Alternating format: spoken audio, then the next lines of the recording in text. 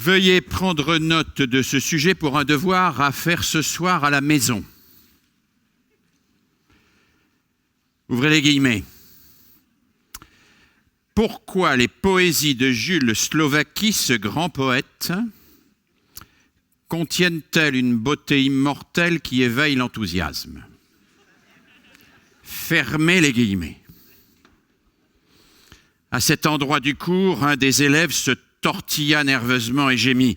Mais puisque moi, je ne m'enthousiasme pas du tout, je ne suis pas du tout enthousiasmé, ça ne m'intéresse pas. Je ne peux pas en lire plus de 2 strophes et même ça ne m'intéresse pas. Mon Dieu, comment est-ce que ça pourrait m'enthousiasmer puisque ça ne m'enthousiasme pas? L'élève se rassit, les yeux exorbités comme s'il sombrait dans un abîme. Devant sa confession naïve, le maître faillit s'étrangler.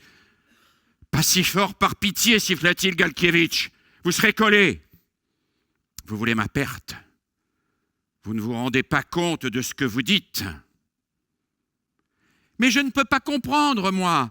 Je ne peux pas comprendre comment ça m'enthousiasme puisque ça ne m'enthousiasme pas. » Le professeur, comment cela peut-il ne pas vous enthousiasmer, Galkievitch, puisque je vous ai expliqué 1000 fois que cela vous enthousiasmait. Galkievitch, parole d'honneur, personne s'enthousiasme. Comment est-ce que ce serait possible puisque personne ne lit ça à part nous à l'école et encore parce qu'on nous y oblige? Le professeur Galkievitch, j'ai une femme et un enfant. Ayez au moins pitié de l'enfant. Alors, c'était un extrait d'un livre publié en 1937 par un écrivain polonais, Witold Gombrowicz, qui s'intitule « Ferdydurk ».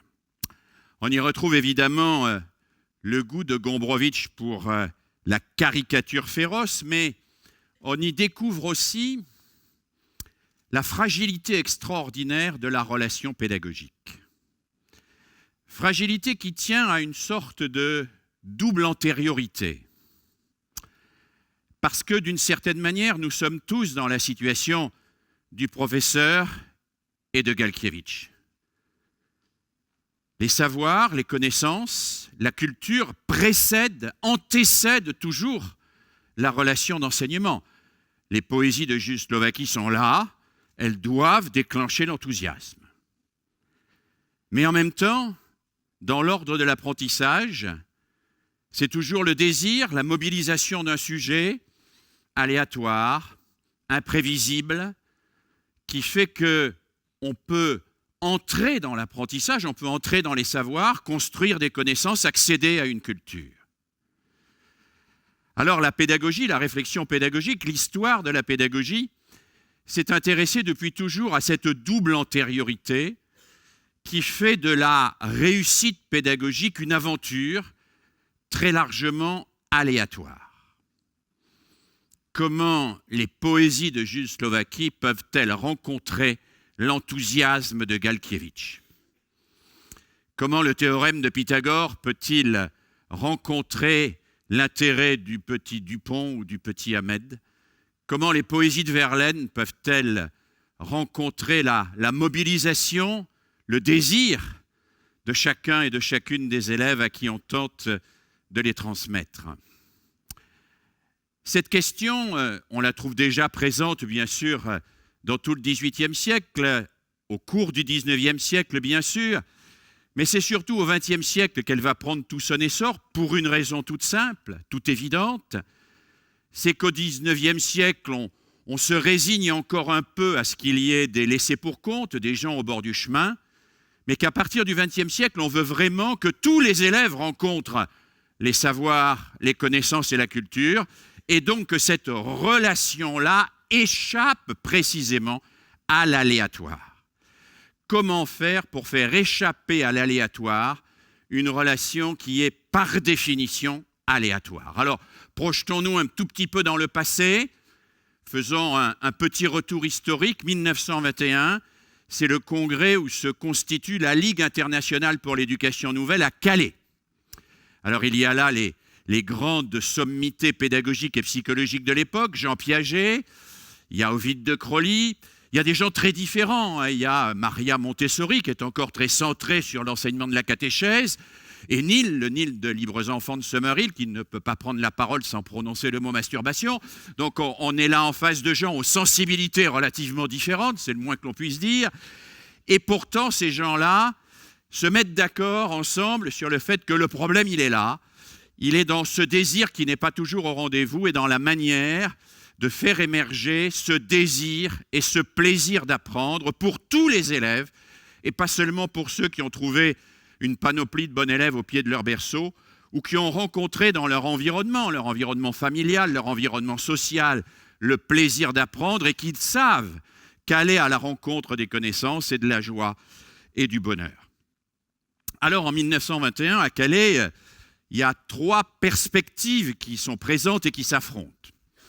Alors il y a Neil qui défend une sorte de naturaliste spontanéiste. On va laisser les enfants libres et le désir émergera toujours. Il viendra toujours un moment où ils voudront lire, écrire, compter. Il viendra toujours un moment où les enfants voudront entrer dans la littérature. Il suffit d'attendre et surtout de ne pas les brutaliser. Ça marche un peu, pas si bien que ça, pas si bien que Neil le dit.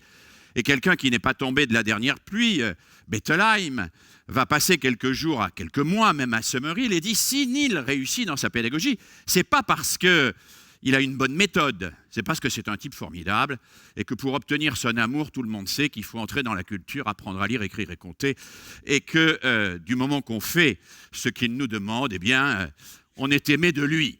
Alors faire reposer un système éducatif sur une relation identificatoire si forte est évidemment pas possible, surtout dans un service public où nous ne pouvons pas être liés au charisme individuel des personnes.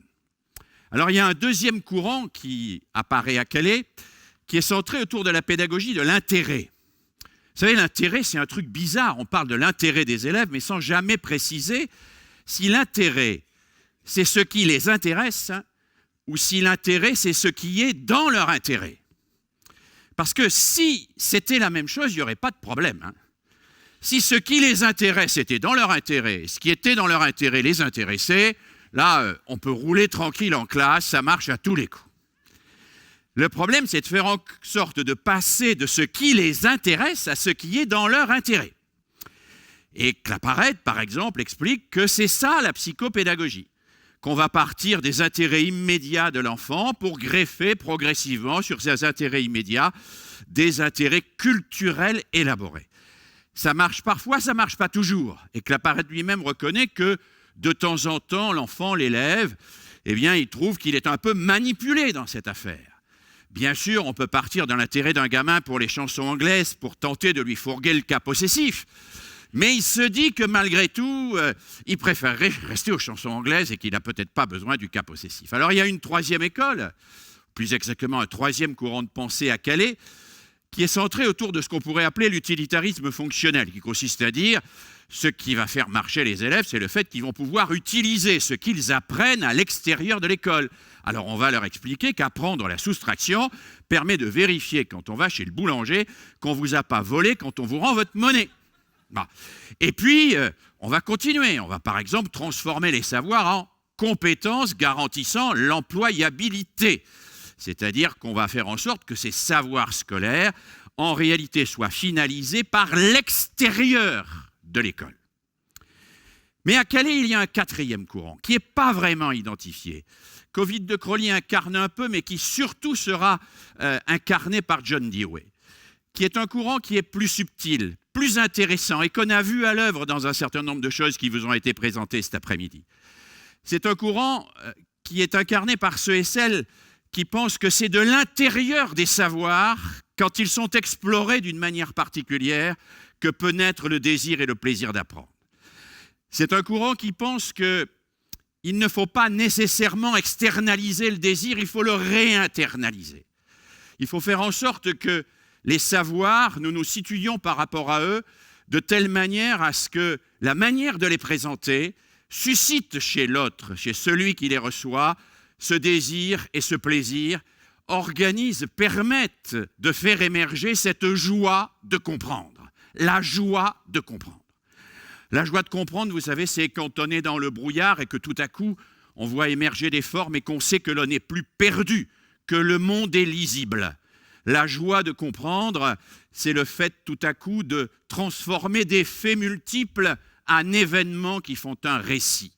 La joie de comprendre, c'est aussi bien l'illuminatio qu'on trouve chez Saint-Augustin que le bon sens, mais c'est bien sûr du policier qui relie les indices et qui tout à coup voit que ce monde compliqué qui était sous ses yeux, il a du sens, qu'il le comprend et qu'il accède ainsi à l'intelligence, à sa propre intelligence et à l'intelligence du monde. Alors je crois que la véritable innovation, elle est là aujourd'hui. Elle est quand, dans l'école, au quotidien, on redécouvre la joie de comprendre. On redécouvre le plaisir d'apprendre avec ses élèves.